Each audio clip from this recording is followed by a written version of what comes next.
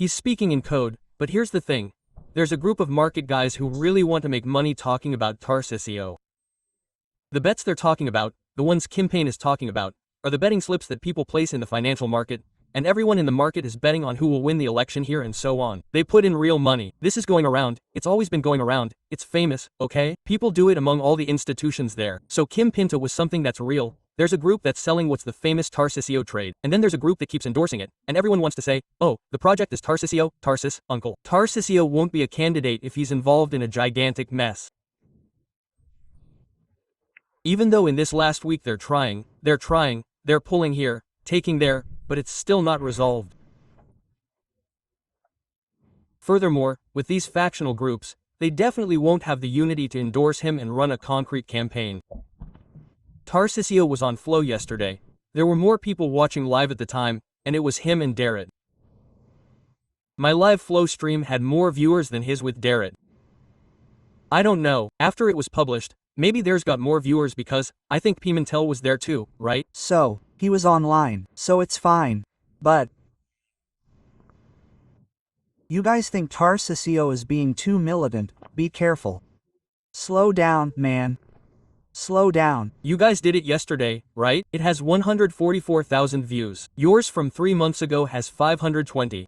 Yes, so, in 24 hours, mine had over 144,000 views, you know, but that was just me. Pimentel was there too. Pimentel is a hit, that's it. I'm saying this because they're saying that Tarcísio doesn't have militants. There are no Tarcisistas, there are voters. He might even have fans. He depends on Bolsonarism to be a candidate. But let's go. We have to talk about the 2026 election, man. Hey, let's go. Are you in a big hurry to be president? No, I don't even think about that. Yeah, and my mother is a domestic worker, man, right? My father carried a lot of shoeboxes at the market. I never thought about it and I know what I am, okay? Where I am. Hey, I had another ambition and I don't have that kind of thing, man. I need to be this. I don't need to be anything. Hey, I'm a public servant. I'm here to serve. Hey, I never imagined I would be a Diego, governor of Sao Paulo. The population gave me this privilege of being able to try to contribute, to try to help in some way, right? To try to give of myself. And I'm doing that with this group, with this team that accompanies me. We are trying to deliver results. I think we have some really cool things to show. People said it wasn't possible to end Cracklandia, Crackland, but we showed that it's possible. People thought it wouldn't be possible to finish the Rodoanel, Ring Road, but we will finish it. They thought it wasn't possible to complete that line 17 monorail, but we will deliver the line, we will deliver it. We used to perform 700,000 surgeries a year in Sao Paulo. Now we do 1.4 million. Sao Paulo used to deliver 20,000 to 30,000 housing units every 4 years. I've already delivered 73,000 and I have 114,000 under construction. So we're heading towards surpassing 200,000, because I have 42,000 in the authorization bidding process. We should grow in the IDEB, Basic Education Development Index, because we made a very big effort for that. I'm sending students abroad for exchange programs, based on the IDEB. So far, the education sector in Sao Paulo isn't doing well. It's far from good. They brought in a secretary,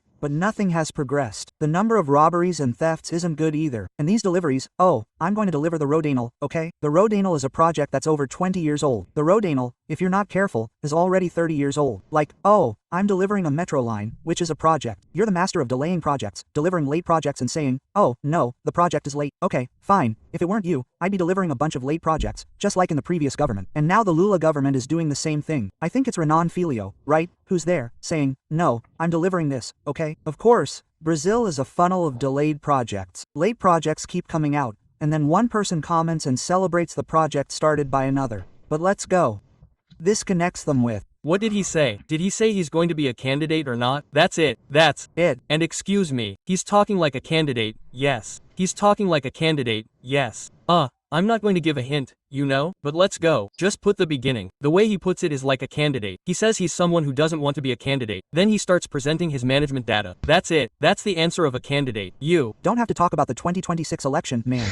Let's go. Are you in a big hurry to be president? No, I don't even think about that. Pause. No, I don't even think about that. Little laugh, look, little laugh at the end. Look, he's in a big hurry. Go on. Put it very slowly. Put the speed at 0.5. I don't even think about that. Look, you understand? I think about it. No problem, Tarcísio. I think obviously you think about it. You had meetings about it and it's natural. I think it's legitimate. You're the governor of Sao Paulo. You have the legitimacy to run for president of the republic. Yes. And within the average of national governors, you have every right to be a candidate. You understand? He's sending a message as a candidate. Yes, it's part of the game. It's part of the game.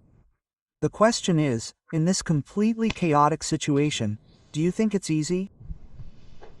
It's difficult to put together this bloc, or Bolsonaro. So, the PT, Workers' Party, has to go to Santos and Eduardo Bolsonaro every day and say, "Look what you did there, okay?" The Lava Jato operation didn't do to the left what Bolsonaro, especially Eduardo and Santos, did to the right, okay? Right? Oh, Lula was imprisoned. The left remained cohesive, closed, waiting for Lula to get out. The first opportunity arose when Lula was released. They launched Lula's candidacy and won. Santos destroyed the right. Then that block of crooks around Bolsonarism. What chaos, what chaos. That's why this mission arises here, because it arises parallel to all of this, ignoring all of this.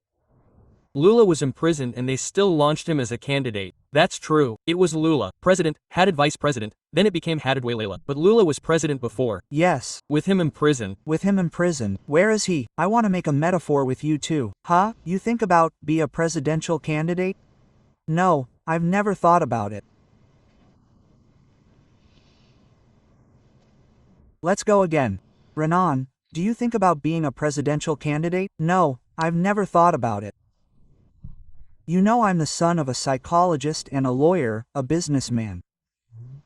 So, I've never had those ambitions. I was a good student and I always learned to work in groups, and I've always been a team player, you know? I founded the Free Brazil movement in 2014 and promoted the largest demonstrations in Brazilian history. I never became corrupt, nor did my group. We delivered the largest demonstrations, we brought down a government, we set up the impeachment committee, we released the best political leaders to Brazil, we led the streets to confront the left, so that Brazil could have labor reform, and we passed the labor reform, including the end of the union tax during that period in the streets. Then we brought up the issue of the spending cap amendment, we went to universities and we went to the streets. When the left started to organize to overturn the spending cap amendment, we launched that famous Arturo moment from Valde. Then we launched some of the best parliamentarians in Brazil, we kept the group cohesive. And when Bolsonaro emerged, he began to destroy the right wing. We were the only group to confront Bolsonaro, we challenged Bolsonaro. It was with our action before the Supreme Federal Court that we removed Lula's political rights for the 2018 elections. So, the achievements are many, all original achievements and not a continuation of other people's work, political work. And when our political group was completely shattered, attacked,